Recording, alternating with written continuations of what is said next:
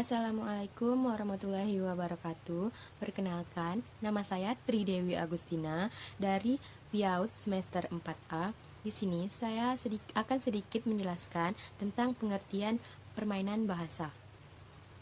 Pada hakikatnya, permainan ialah suatu aktivitas yang memiliki keterampilan. Permainan memiliki peranan penting kepada anak dalam pemerolehan bahasa. Permainan ini juga sebagai wahana belajar untuk anak dalam mengatasi kesulitan-kesulitan yang ditemuinya dengan cara yang mengembirakan. Sedangkan bahasa ialah suatu sistem simbolisan yang digunakan anak sebagai media berkomunikasi kepada orang lain. Seperti yang kita telah ketahui bahwa pada usia masa kanak-kanak, anak sangat suka sekali bermain. Melalui permainan bahasa, kita bisa menerapkan sistem belajar yang menarik untuk anak. Di setiap permainan bahasa, kita selipi materi yang akan dipelajari untuk anak. Apabila di dalam suatu permainan keterampilan melatih keterampilan berbahasa tertentu kepada anak, maka permainan tersebut dapat kita katakan dengan permainan bahasa. Dan sebaliknya, jika di dalam suatu permainan yang mengembirakan, tetapi di dalam permainan tersebut tidak ada menyelipkan untuk melatih keterampilan bahasa, maka permainan tersebut tidak dapat dikatakan dengan permainan bahasa. Permainan bahasa memiliki kedua syarat, yaitu mengembirakan dan melatih keterampilan bahasa. Jika salah satu tersebut tidak dimiliki pada suatu permainan tersebut, artinya permainan tersebut tidak dapat kita katakan sebagai permainan bahasa. Yang kedua, unsur dan syarat permainan bahasa. Di dalam unsur yang pertama, adanya kelompok. Biasanya di dalam permainan bahasa ini, guru membagi kelompok kepada setiap siswa. Misalnya di dalam suatu kelas itu terdapat 20 murid, maka guru akan membagi menjadi 4 kelompok. Di dalam 4 kelompok tersebut ada 5 orang murid. Yang kedua, adanya permainan dan tempat bermain. Pastinya di dalam permainan bahasa tersebut ada suatu permainan dan tempat bermain.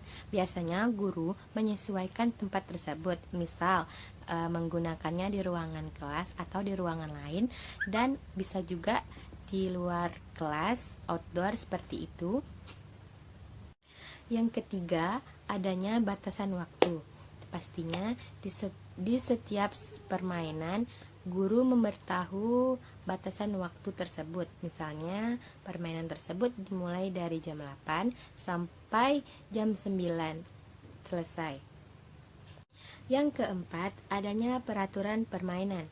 Pastinya di setiap permainan memiliki aturan-aturan yang harus ditaati oleh anak tersebut.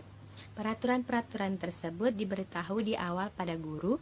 Misalnya, guru menginstruksikan permainan tersebut dan langkah-langkah yang akan dilakukan oleh anak tersebut.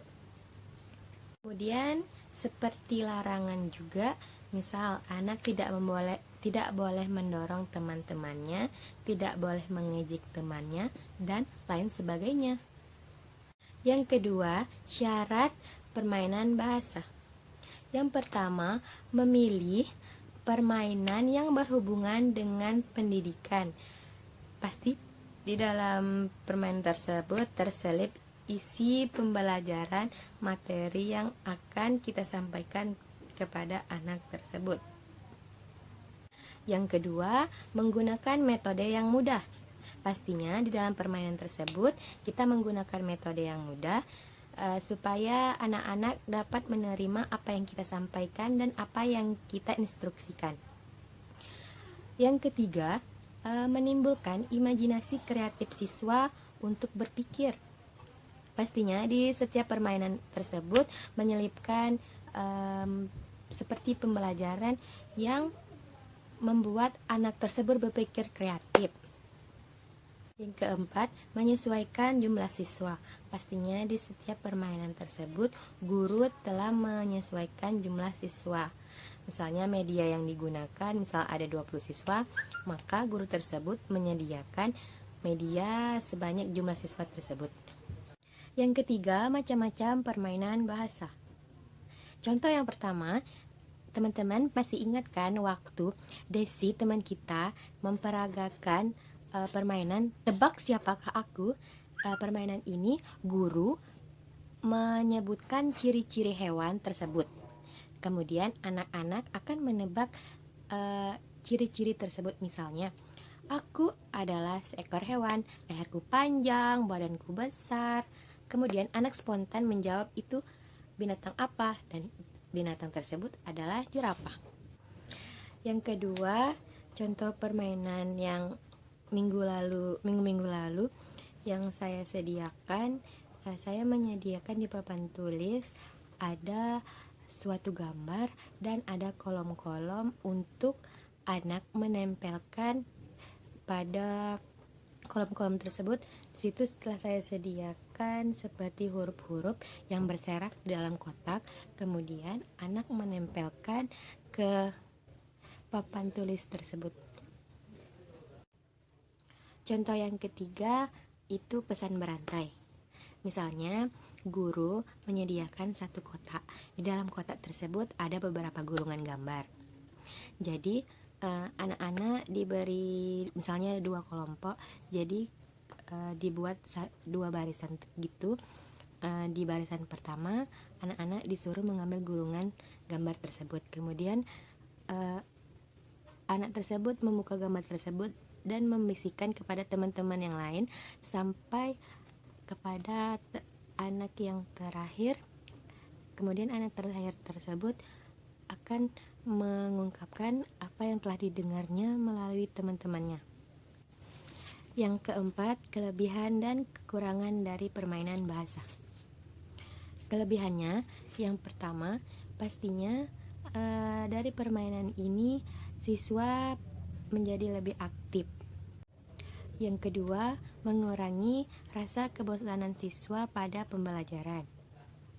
Pastinya dengan metode ini siswa menjadi lebih semangat dan lebih bergairah.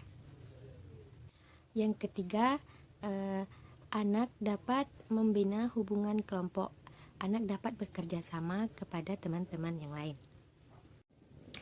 Yang kelima, pastinya dengan ada kompetisi antara siswa menimbulkan semangat lebih maju terhadap siswa tersebut karena ingin mendapatkan juaranya.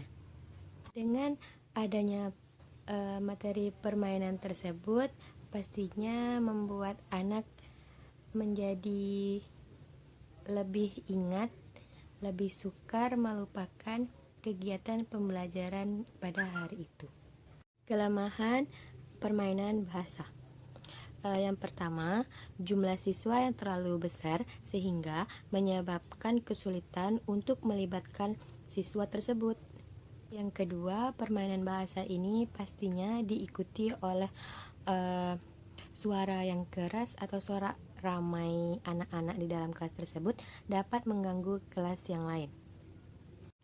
Yang ketiga, permainan bahasa ini tidak semua materi pembelajaran dapat dilaksanakan dengan permainan bahasa.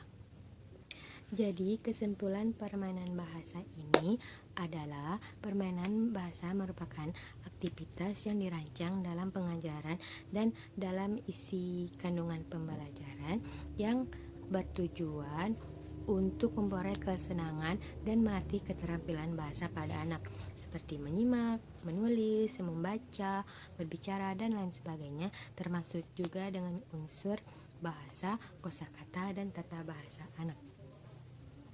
Baiklah, terima kasih. Lebih dan kurangnya saya mohon maaf. Wabillahi taufiq wal hidayah. Wassalamualaikum warahmatullahi wabarakatuh.